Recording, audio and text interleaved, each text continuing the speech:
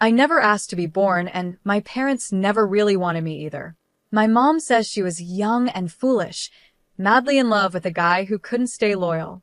Before long, she found out she was pregnant. That baby was me, Rachel, the mistake. Mom wanted to get rid of me, but both sets of grandparents found out and stopped her.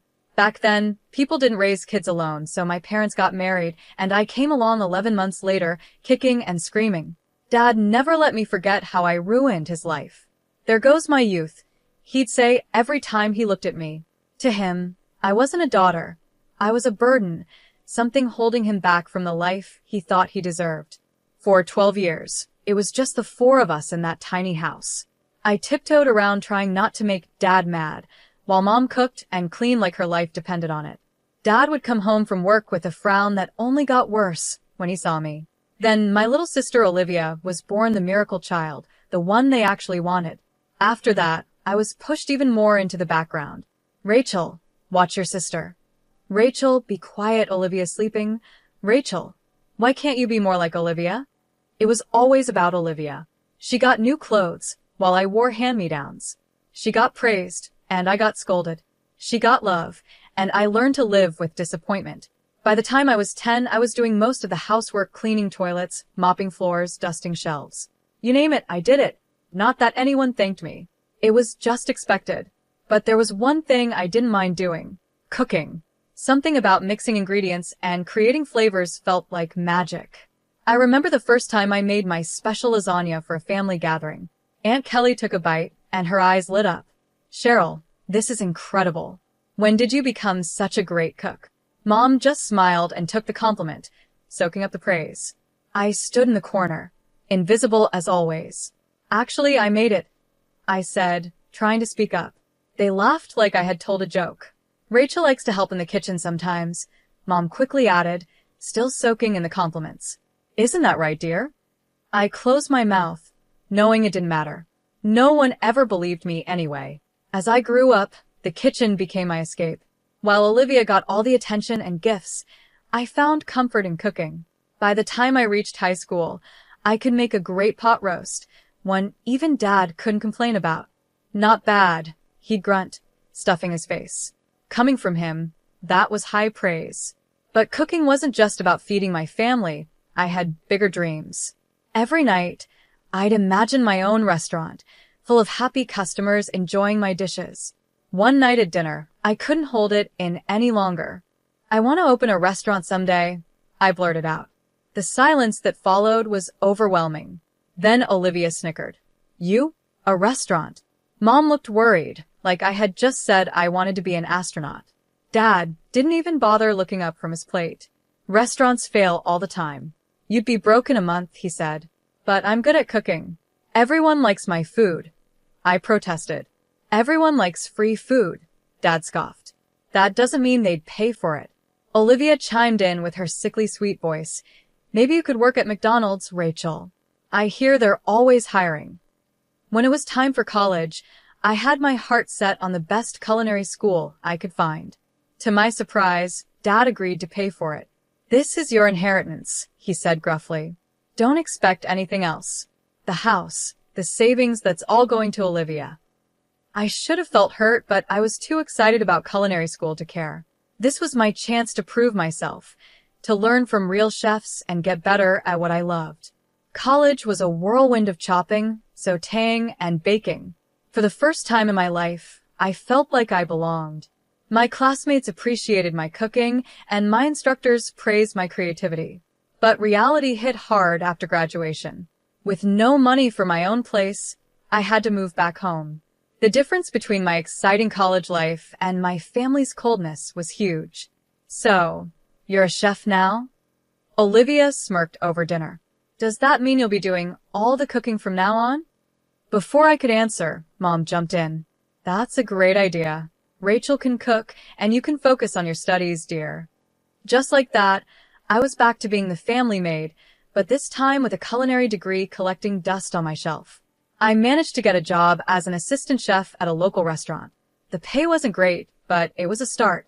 Every night, I came home completely exhausted, only to face piles of dishes and laundry. This is your rent, Mom would say, handing me a list of chores. You're not a kid anymore. You need to help out. But I didn't let it get to me. Every free moment I was planning, dreaming, and hoping. I knew that one day I'd have my own restaurant, and when that day came, I'd show them all what I could really do. 3 long years passed, each day feeling the same. I cooked, I cleaned, I worked hard at the restaurant, and I watched as Olivia got everything I had always wanted. The day Olivia started high school, Dad came home with a huge grin on his face. "Olivia, honey, come see what I got you," he called out. We all went outside, and sitting in the driveway, like a shiny slap in the face, was a brand new car. A car? But I don't even know how to drive yet, Olivia said, eyes wide with surprise. Dad laughed and tossed her the keys. "You will soon enough. My girl deserves the best from the start." I bit my tongue so hard I could taste blood. When I turned 17, I got a second-hand bike, and that was only because I needed it to get to my part-time job. And it didn't stop there. Every week, there was something new for Olivia. The latest iPhone, a MacBook Pro, designer clothes. They even renovated her bedroom, turning it into something that looked like a luxury hotel room. Meanwhile, I was still in my old room, with the same faded wallpaper and the same squeaky bed I'd had since I was 12. At least the spiders kept me company, right? I started thinking about moving out. Maybe I could find a roommate and share the rent on a tiny apartment. Anything would be better than this constant reminder of how little I mattered. But then Christmas came around. I had been saving up, determined to get everyone nice gifts for once, to show them I wasn't the failure they thought I was.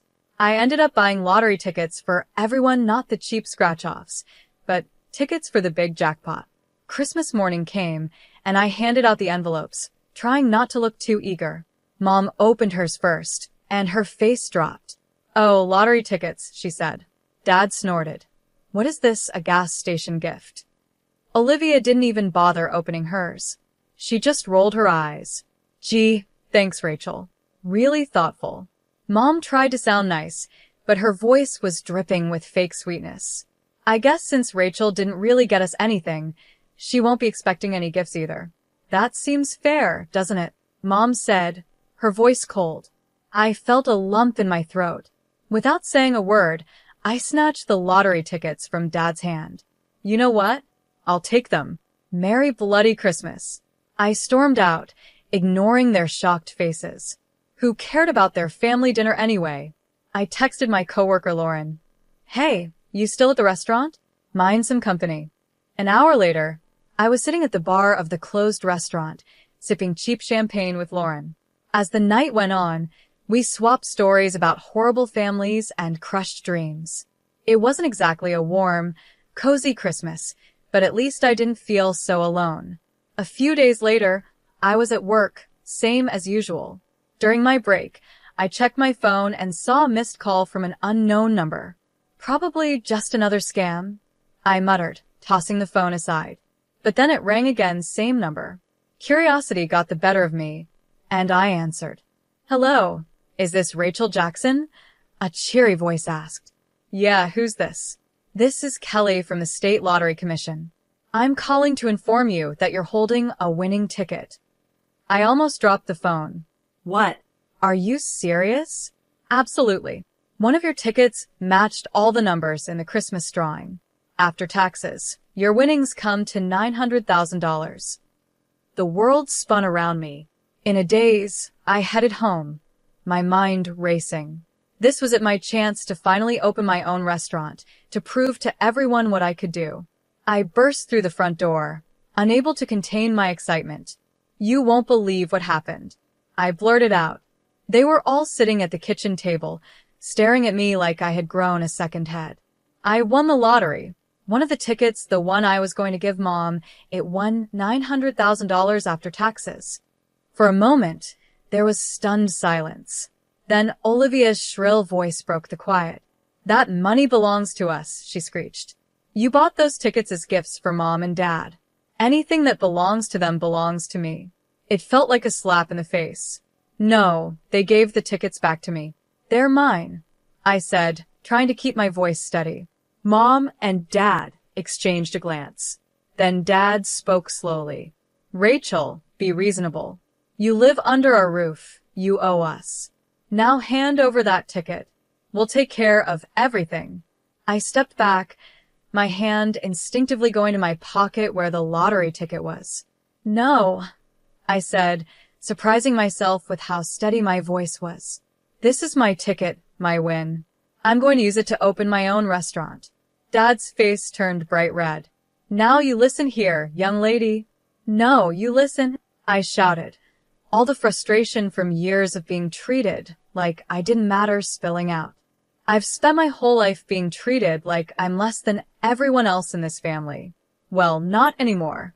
This is my chance, and I'm taking it. If that's how you feel, Mom said coldly, then you can get out of this house. Now. I looked at them, these people who were supposed to love me no matter what, and in that moment, I saw them clearly for the first time. Fine, I whispered. I'm gone. I stormed upstairs, packed a few clothes and essentials into a bag, and walked out. They watched me leave, probably thinking I'd be back in a couple of days, begging to return. But they couldn't have been more wrong. My first stop was the lottery office to claim my winnings. Then I headed straight to a real estate agent.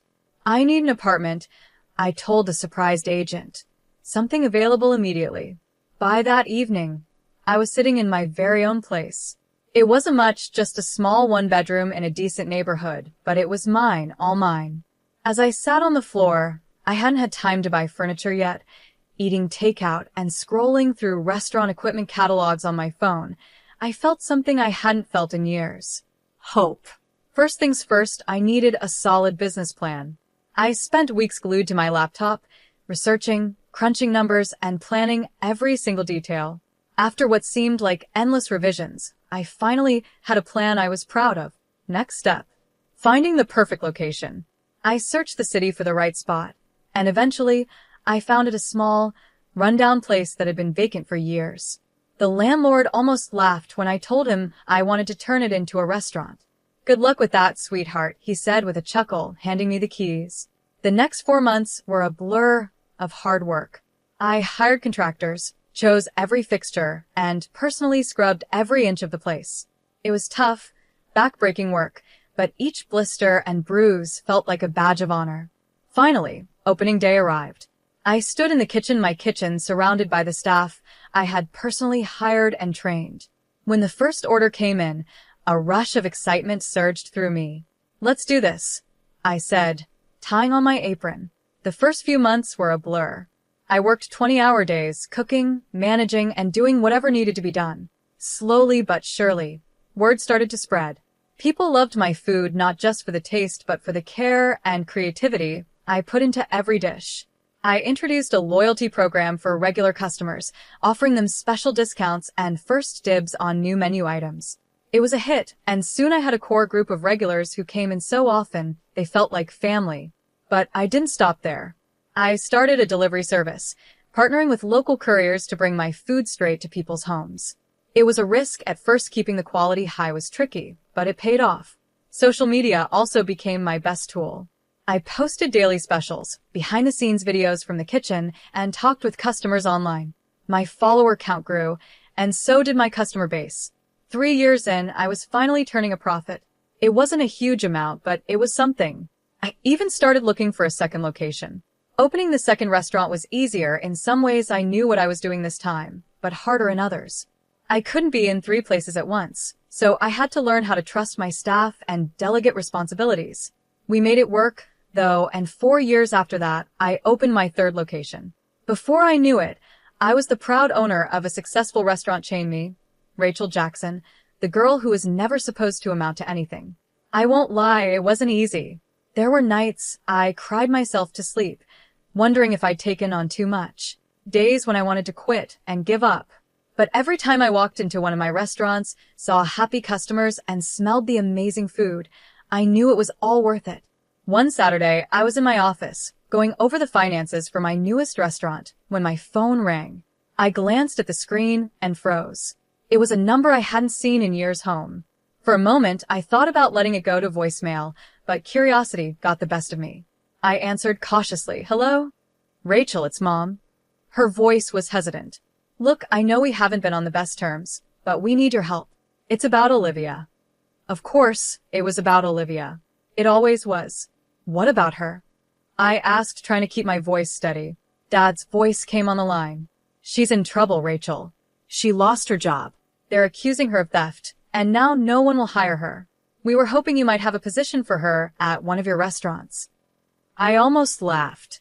After everything they put me through, now they had the nerve to ask for a favor. But then I thought about Olivia.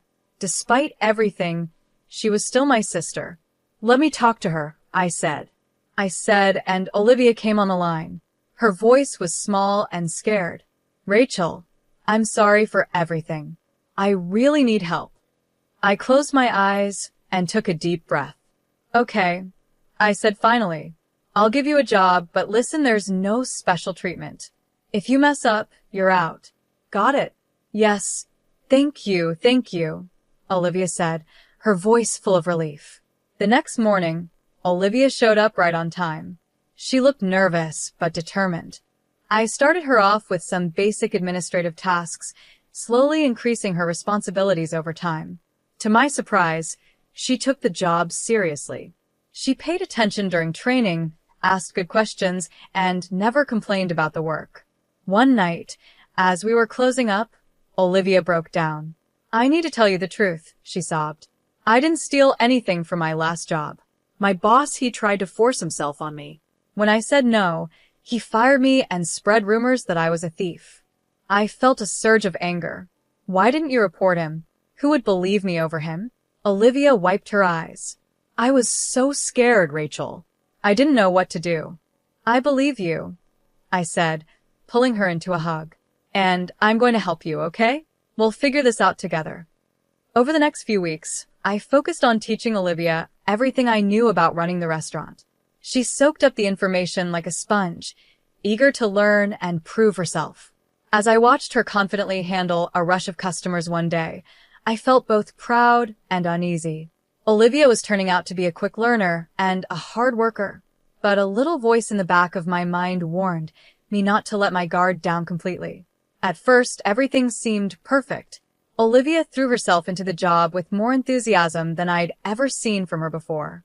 She was always the first to arrive and the last to leave, taking on extra shifts and volunteering for the toughest tasks. But then I started hearing whispers. At first, I brushed them off as typical workplace gossip, but the rumors kept growing louder.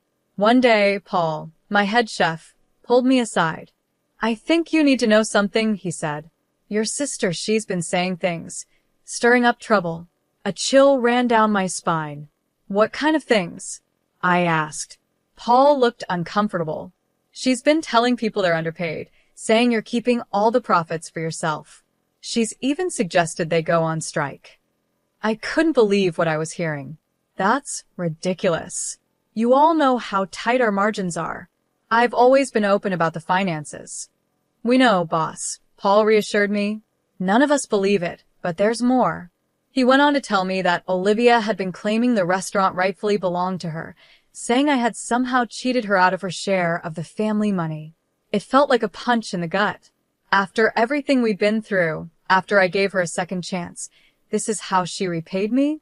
That evening, I confronted Olivia, my hands shaking with anger and disappointment. "What the hell do you think you're doing?" I demanded. Olivia's face was blank, acting innocent. "What are you talking about, sis?" I told her everything I'd heard. To my shock, she just shrugged. "Oh, that," she said casually. "I was just testing the staff's loyalty, you know? Making sure they wouldn't turn on you. Looks like they passed with flying colors." I wanted to believe her really. I did, but something in her eyes, a cold and calculating glint, made me hesitate.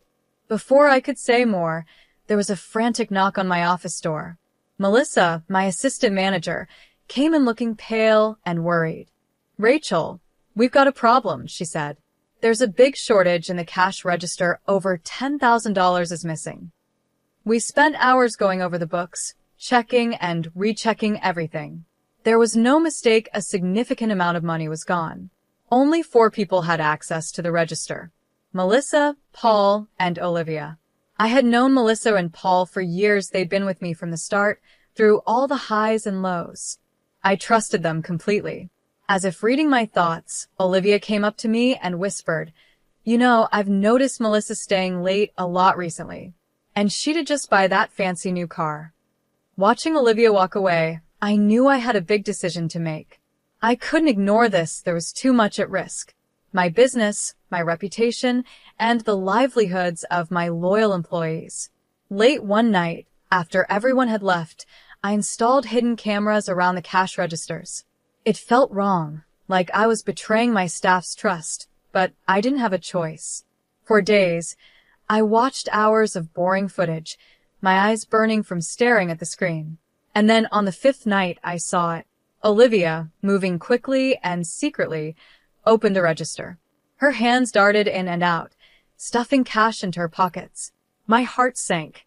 I couldn't bring myself to confront her, so I called the police. The next day, as Olivia was finishing her shift, 3 officers walked in. The look on her face shock, then anger said it all. She started thrashing around, knocking over tables and sending dishes crashing to the floor. "I deserve this money. I should be rich, not you. You stole my life," she screamed as the police took her away. I felt nothing, no sadness, no regret, just an emptiness where my love for her used to be. The next day, my parents stormed into the restaurant. Mom was crying, and Dad's face was red with rage. "How dare you?" Dad roared. "Your own sister. Drop the charges now." I stood my ground. "No. She stole from me. She needs to face the consequences." I pulled out my phone and showed them the footage of Olivia stealing. "Look," I said. "This is what your precious Olivia did. She's a thief." They watched the video, their faces going pale.